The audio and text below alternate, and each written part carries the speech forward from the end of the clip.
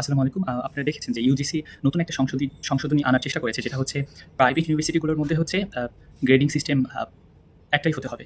So এখানে আমার একটা কোয়েশ্চেন আছে, কেন এখানে শুধুমাত্র প্রাইভেট ইউনিভার্সিটি বলা হলো? কেন বলা এমনটা হলো না যে বাংলাদেশের সবগুলো ইউনিভার্সিটি একটা গ্রেডিং সিস্টেম ফলো করতে হবে?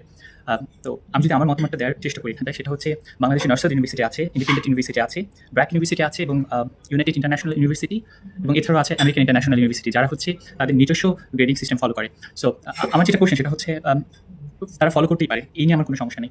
তো আমি কেন এখানটা একটু ভিন্ন মত পোষণ করছি সেটা হচ্ছে, হ্যাঁ, প্রথমত তাদের কনসার্ন থাকতে পারে যে হচ্ছে আমরা কোয়ালিটিটাকে এনশিওর করার জন্য, ইন্টারন্যাশনাল স্ট্যান্ডার্ড এনশিওর করার জন্য হচ্ছে আমাদের গ্রেডিং সিস্টেমটা এভাবে ফলো করি। বাট আমি কেন, যদি আপনি একটু ডিপলি চিন্তা করেন, সেটা হচ্ছে একটা জায়গায় আমার কোনো কোশ্চেন নেই, সেটা হচ্ছে গ্রেডিং মানে গ্রেড এ কিংবা হচ্ছে টপ 1%, যেমন হচ্ছে গ্রেড এ হোক কিংবা হচ্ছে সেটা এ প্লাস হোক, মানে হচ্ছে টপ যে গ্রেডটা হোক, ওখানটা আমার কোশ্চেন নেই যে 94 হচ্ছে টপ গ্রেডটা হোক কিংবা 90-তে হোক কিংবা 97-এ হোক কিংবা 100 আউট অফ 100 হোক, এখানটা আমার একদম কোশ্চেন নেই। মানে আমরা কোনটাকে এ ধরে নিচ্ছি কিংবা হচ্ছে এ প্লাস ধরে নিচ্ছি। সো আমার কোশ্চেনটা হচ্ছে, যদি এক একটা জায়গায় ভিন্ন রকম গ্রেডিং সিস্টেম থাকে, সেটা হচ্ছে সাপোজ কেউ যদি হচ্ছে এক্স ইউনিভার্সিটিতে 90 পায়, 90 পেয়েছে কোনো একটা অ্যালগোরিদম কোর্সে, তো যখন সে 90 পেলো, তার ম্যাক্সিমাম নাম্বার হচ্ছে 90। তো এক্স ইউনিভার্সিটির গ্রেডিং সিস্টেমটা এরকম যে 90 পেলেই সে টপ 1% স্টুডেন্ট। সো কিন্তু ওয়াই নামে একটা ইউনিভার্সিটি আছে, যার হচ্ছে আপনি যদি টপ 1% হতে চান তাহলে আপনাকে পেতে হবে 93। সো এই একই স্টুডেন্ট, ও যদি ওই ইউনিভার্সিটিতে 90 পেতো, তখন কিন্তু ওকে আর টপ 1% ধরা হতো না। সো এই যে একটা ডিসক্রিমিনেশন তৈরি হচ্ছে, এখন আপনি বলতে পারেন যে হচ্ছে ওখানে 93-তে এ কিংবা 97-এ, এর মানে তাদের আসলে স্ট্রাকচার ওভাবে যে হচ্ছে। সো এই যে দুইটা ডিসক্রিমিনেশন হচ্ছে, যে দুইটা আলাদা আলাদা ক্যাটাগরি হয়ে যাচ্ছে। হ্যাঁ, আমি হয়তো বা আপনি সবাইকে এই যে কনসেন্টটা দেখা যাবে, অথবা কেউ একজন পাবলিক ইউনিভার্সিটিতে পড়েছে, সে 80 পেয়ে হচ্ছে এ পাচ্ছে। সো এই যে এক একটা জায়গায় এক এক রকমের, তো এই জিনিসটার জন্য অনেকগুলো ক্ষতি হয় স্টুডেন্টের। কেমন ক্ষতি হয়?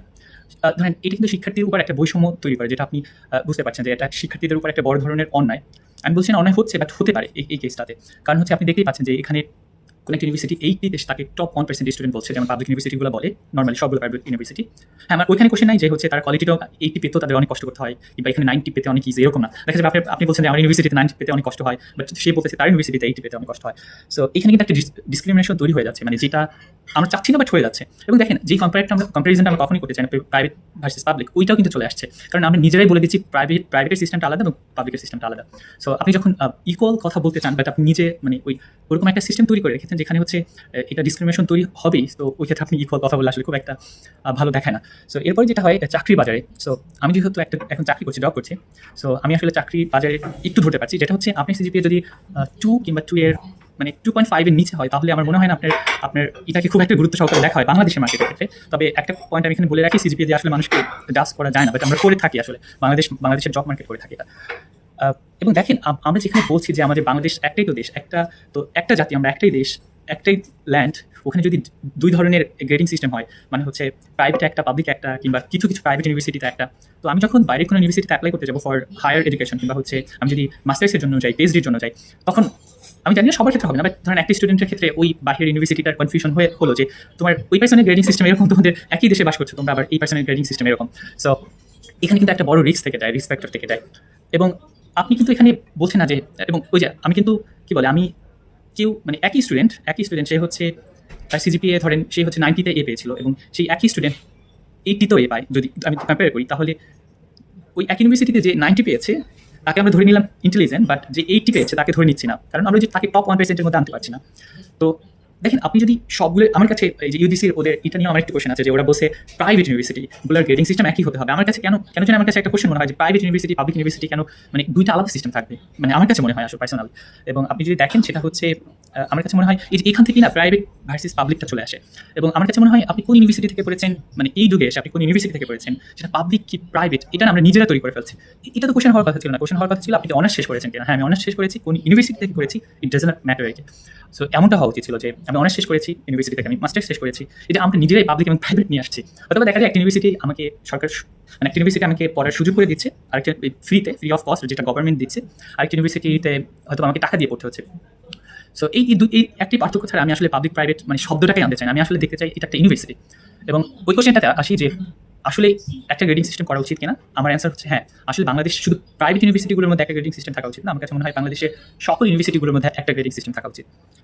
এবং যদি আমি যদি এটা বলি এবং আপনি যদি বলেন যে আসলে গ্রেডিং সিস্টেমটা কেমন হওয়া উচিত, সেটা 80-তে এ হবে নাকি 90-তে হবে, এটা এই যে অনেকগুলো বড় প্রাইভেট ইউনিভার্সিটি আছে, এখানে না আমার কাছে মনে হয় যারা এখানকার ভিসি আছে তারা একটা ভালো রোল প্লে করতে পারে। তারা ইউজিসির সাথে মিটিং করতে পারে যে দেখো ইন্টারন্যাশনাল স্ট্যান্ডার্ড করার জন্য আমাকে 90-তে রাখাটা উচিত। সো আপনি 80-তে রাখবেন কিংবা 90-তে রাখবেন, কিংবা হচ্ছে স্কেলটা কেমন করবে, কমবে না বাড়বে, এটা আসলে একটা সবাই গেট টুগেদার করে কিংবা একটা মিটিং করে এখানে এই যে পাবলিক বড় পাবলিক ইউনিভার্সিটিগুলোর ভিসি আছে এবং প্রাইভেট ইউনিভার্সিটির ভিসি আছে এবং ইউজিসি, এই যে পুরো একটা সমন্বয় এটা আসলে। এবং ওই যে ক্রেডিট ট্রান্সফারের ক্ষেত্রে আমি যে কথাটা বলতে চাই সেটা হচ্ছে, দেখা যায় আমার ইউনিভার্সিটিতে ম্যাথ কোর্স ক্যালকুলাস 1, 2, 3 আছে, বাট অন্য একটা আদার ইউনিভার্সিটিতে শুধুমাত্র ক্যালকুলাস 1 আছে। তো এখানে না ক্রেডিট ট্রান্সফারের ক্ষেত্রে হচ্ছে একটু বড় ধরনের সমস্যা ফেস করতে হয়। এক্ষেত্রে সলিউশন হচ্ছে আমাদের মনে হয় গভর্নমেন্ট থেকে কিংবা ইউজিসি থেকে একটা কারিকুলামের আন্ডারে সবাইকে নিয়ে আসা উচিত, যেখানে একটাই মাত্র কারিকুলাম থাকবে কিংবা, এবং হ্যাঁ আপনি চান এই তো মানে সবগুলো ইউনিভার্সিটিতে না এগিয়ে আসতে হবে যে না আমাদের কারিকুলামটা এরকমভাবে ইন্টারন্যাশনাল স্ট্যান্ডার্ড এরকমভাবে আমরা হার্ভার্ড কিংবা এমআইটি কিংবা অক্সফোর্ডের সাথে এভাবে মানে কম্পেয়ার করতে পারি কিংবা ওদের কাছ থেকে কিছু নিতে পারি। সো আমার কিছু মনে হচ্ছে মানে আমরা যেই পয়েন্টটা আমাদের নিয়ে কাজ করা উচিত ওই পয়েন্ট নিয়ে কাজ করছি না। এবং দেখেন খুব বেশি লাভ হবে না আপনি যদি মনে করেন যে আমার ইউনিভার্সিটি সব থেকে সেরা হবে, আমাদের ইউনিভার্সিটির গ্রেডিং সিস্টেম আলাদা হবে, আপনি এই যুগে এসে না এভাবে আগায় না, আসলে কোনো কিছুই হবে না আসলে। সো আমার কাছে মনে হচ্ছে এই যে সবগুলো ইউনিভার্সিটির মধ্যে সমন্বয় হওয়া উচিত এবং এখানে ইউজিসির একটা বড় রোল প্লে করা উচিত। আপনার আন্ডারে একটা ইউনিভার্সিটি আছে কিংবা সবগুলো ইউনিভার্সিটি আছে এবং আপনি আসলে একটা ভালো গাইড দিতে পারছেন না ইউনিভার্সিটিগুলো, কিংবা আমার কাছে মনে হচ্ছে আসলে এটা তো একটা মানে সবার মধ্যে একটা কাজ, মানে সবার এগিয়ে আসতে হবে এই কাজটা করার জন্য।